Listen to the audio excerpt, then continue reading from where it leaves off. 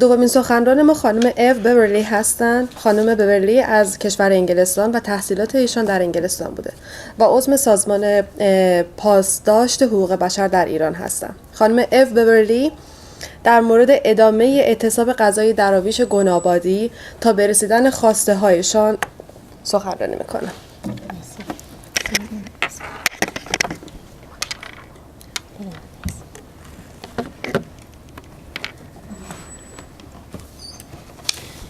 Thank you, Südwind, for organising this event and for creating the possibility for us all to present different angles of the ever-worsening human rights situation in Iran. There is a lot to say and time is limited. I'm sure you're all aware of the UN Secretary-General Ban Ki-moon's recent annual report on human rights in Iran, in which he highlighted that discrimination against ethnic and religious minorities reportedly persists both in law and in practice. So I'd like to focus for the next few minutes on the continuing discrimination of the Nematollahi Ghanabadi dervishes and the ongoing harassment of certain individuals by forces within the regime's establishment, causing much suffering amongst this religious minority, similar to all other religious minorities, as we've just heard, in Iran, which are regarded as enemies and spies. It was reported on Saturday the 6th of September that 9 Ghanabadi dervishes in Tehran's Evin prison and Shiraz's Nizam prison began a hunger strike and a vow of silence in protest against their illegal treatment by prison officials. In recent years, Iranian dervishes have experienced severe persecution by the Islamic Republic authorities. They were especially targeted by the Ahmadinejad administration. The Rouhani administration, which took power last year, has promised to improve conditions for ethnic and religious minorities in the country. However, its efforts have been met with staunch resistance from supporters of the status quo within the Iranian regime. The 9 jailed Ghanabadi dervishes, Hamid Reza Moradi Sarvastani, Afshin Karampur, Farshid Yadolahi, Reza Entasari, Amir Eslami, Omid Behrouzi, Mustafa Daneshju, Mustafa Abdi, and Kasra Nouri, began the collective hunger strike and vow of silence when the prison officials intensified restrictions on the dervishes once again. Although the first objective of the hunger strike was to protest against these increased restrictions, the dervishes have written an open statement and will, outlining the full objective of their hunger strike. I'd like to share this with you all now. This is the will written by these men to their fellow dervishes. It reads as follows. Spiritual brothers, we, the imprisoned dervishes, are a small part of a very old and noble Sufi family, and our emphasis has always been on promoting peace and friendship and health of body, soul and spirit for both us and the society at large. We are aware that what the prison officials and judicial authorities have imposed upon us is minor in comparison to the daily pressures and discrimination which is imposed upon you, our fellows and brothers living outside of the prison. Until this point, you have helped support us in our efforts to prevent further pressures on prisoners and meet our legal demands. You went on hunger strike to demonstrate your solidarity with us. You gathered in front of the court and prisons.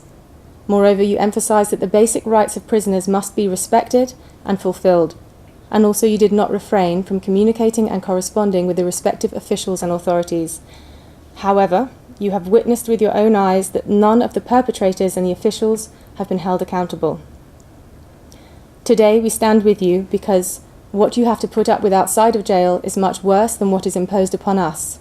Thus, our objective from the hunger strike is not to enforce our right to hospital treatment, or to be together in the same ward, or to return to Ward 350, or to remove the obligations of prison uniform, or to return the dervishes from solitary confinement to the general ward, or to have a fair hearing and trial, or to enjoy the basic rights considered by law for a prisoner, or even to be released from prison. But what we want is for any attitude of persecution and discrimination towards the dervish community to be removed and wiped out altogether. We demand the removal of any restriction on the movements of our honourable and distinguished elders and spiritual masters, to stop the boycotting of any news concerning Ghanabadi dervishes, to stop the burning down of the dervishes' houses and places of worship, and to stop the unfair dismissal of dervishes from their professions.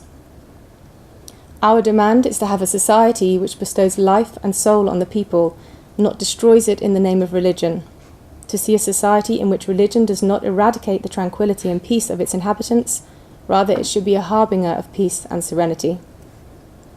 Spiritual brothers, those of you who fight for the rights of others, we, the imprisoned dervishes, state that as long as there is an attitude of persecution and discrimination towards dervishes, and there is no explicit response from accountable high-ranking officials towards the violation of the rights of dervishes over the years, and also no end to the hostilities of the ignorant clergy in the uniform of religion towards the spiritual followers of Sufism, then we shall continue our hunger strike, because this time we have written our testaments and we are willing to die. The following paragraph is the testaments. Spiritual brothers of the Nematollahi Ghanabadi Sufi order, free men and women worldwide. These enemies who abuse the law under the name of religion are slowly torturing us to death. We shall not die as a result of this hunger strike, rather we will be killed. And because we have absolute faith in the true and pure Islam, which is exactly the same as the messianic life-giving soul and breath, therefore, as history is our witness, we will live forever.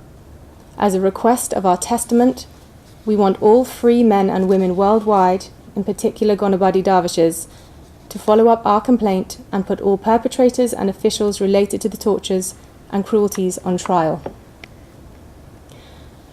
Since the release of this statement and testament, it was reported on Thursday the 11th of September that the ward of two of these dervishes, Mustafa Daneshju and Reza Entasari, was violently raided under the pretext of an inspection, and many of their personal items were destroyed.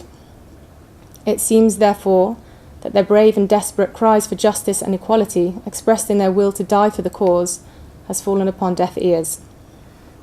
So, to quote Ban Ki-moon's report once again, President Hassan Rouhani's promises of greater freedoms for the Islamic Republic have not resulted in any major improvements regarding human rights and freedom of expression. I would add, instead, that it has come to light that the justice system, under the authority of Sadegh Larijani and Mohsen Ejei, is in fact one of injustice, which continues to harass, torture, and kill people by the same methods used under Ahmadinejad.